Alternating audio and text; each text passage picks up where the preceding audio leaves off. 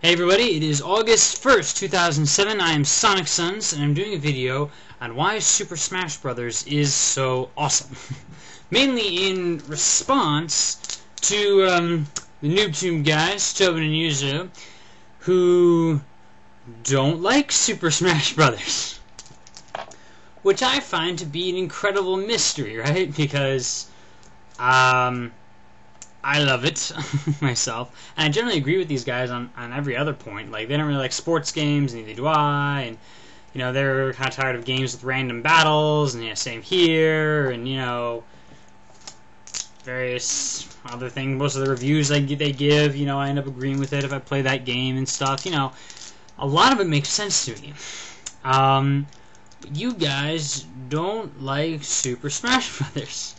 So I'm going to try and explain this, and, you know, I'm going to have a little bit of trouble without knowing anything more specific about your experience. If you could, be so kind, respond with a comment or a video or something, or at least give me a comment to let you know that you've seen this, just so I know. About what's going through your head when you play Smash Brothers, and then we could start figuring things out, you know, because, like, for instance, Tobin not liking RTSs, right? Didn't quite understand that until you said, you know, you hate basically memorizing certain series of clicks in the beginning game, you know, and you have to make these certain buildings, otherwise you won't have a strategy. And like, oh, okay, yeah, nobody likes memorization. But what it is you don't like about Smash Brothers, I don't know. Also, big note to Yuzo, alright, you just said in a recent video that you've only played the single player. Well, you haven't played Smash Brothers then. Seriously, would you play Counter-Strike single player? I mean, okay, you could play Half-Life single player, and Counter-Strike was based on it. You know what I mean, though, right? Like, you want to play Counter-Strike, you play it with, like, multiple people. That's the whole point. It is very important, alright? The single player in Smash Brothers is there kind of just to be there. And you can play it, and I've played it, I know. You know? Heck, generally, though, with other people in the room. Just so I can talk to them as I'm playing it. You have to do the multiplayer, or you haven't freaking played the game.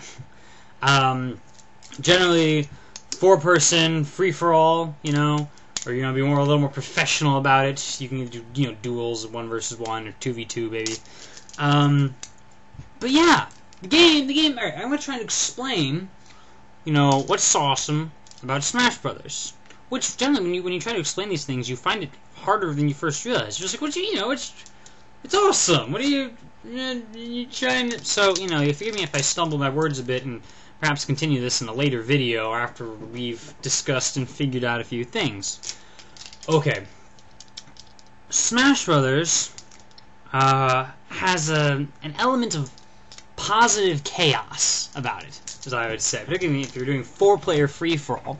I love how, you know, there's so many options available to you. Obviously, you can move in every direction, and you could do, you know, different attacks in every direction with, like, your A attack, and then you could do, like, a smash it, and then you could do, like, a charge-up thing, and then you could do your special attacks, and those are different for every character, and then you can dodge, and then you can, you know, throw up this bubble shield you have around you, and you can grab people, and you can throw them, and you can throw them into other people, who in turn may knock themselves into another person, and you can, you know, do all these crazy techniques I've only just been learning, right? Here's the thing, guys. Just, you know, just make this obvious fact, more obvious. Smash Bros. Came out in 2001, and I still play it regularly. After 6 years. After 6 years, it is just starting to get old. Just, you know, not really. We'll get tired of it for a bit, and then, like, the next day, me and my friends will just pick it up again. You know. 6 years. That is incredible longevity for a game. Which should clue you in that maybe there's something here you're not seeing, which I guess you don't have to see. I'm not saying you're an inferior person if you don't share my taste in video games, but, you know, big stuff going on. And there's tournaments still ongoing, right? Major League Gaming does national tournaments, and there even, you know, tournaments in other countries, and there's, you know, some people make some serious money on this. There's a friend of mine whose Smash Bros. Is basically his religion, and he's, you know, and he's constantly telling me about all these famous people, like Ken and stuff, that, you know, are so good at this and that other technique, and the mind games, and the tricking people, and the, you know, crazy, you know, after 6 years, right, after 6 years, I have just recently learned, like, in the last year or so, about like crazy things like wave dashing and dodge dancing and pivoting and L canceling and teching, and the game has incredible depth, right? That's a huge thing that makes games fun, is when you have a great variety of options at your disposal, which all have various effects on gameplay, and you use these things, presumably to win the game, but there's so many different things you can do, there's so many different strategies, that, like, the game never stops. The game, not to mention you put in, like, different levels to play and different items and stuff, but the pros don't want to use items. They think it's, like, cheap, and they limit the number of levels they play, etc., etc., etc. But it's got this depth to it.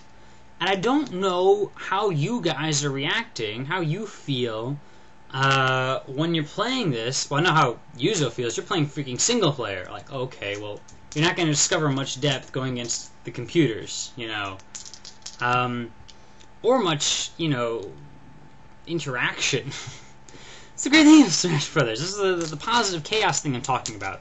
And it's so hard to describe in words here, but, like, I go in and I, stab at this one guy. Maybe I hit him and then he gets hurt and he falls back. Or maybe I go at him and then he does a dodge and the dodge goes right around me and then he tries to grab me. Maybe he grabs me and throws me if he throws me into somebody else. And that somebody else was just doing a charge-up shot and, like, I get hit by that and I fly across the screen. Everyone's like, whoa!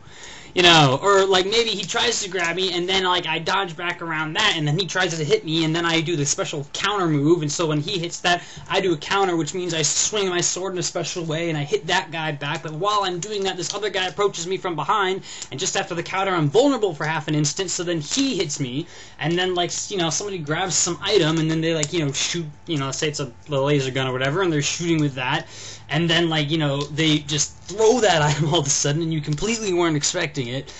And then, the previously knocked back guy comes back in and lands some, crazy attack that you hardly saw or attempts to, and perhaps, like, you dodge out of the way again, and then he, like, throws himself off the side of the screen and blows up and he loses, right? And then he comes back and now he's only down to 2 lives, and then he's doing different things, and then, like, goes for, like, a suicide attack or something, going a kamikaze, man, all these social interactions, I mean, what makes Counter-Strike fun, right? What makes, Yuzo, you revealed, like, Diner Dash, for instance, and you talked about gameplay depth, and it's a completely different type of game, right?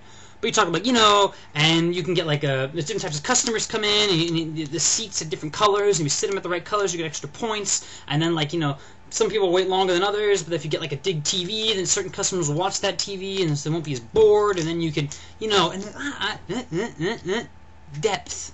A zillion different things you can do, and you just gotta keep getting ahead. And this is the thing you get in multiplayer. Trying to get ahead of your friends. Computers, you can eventually start figuring out what they're doing.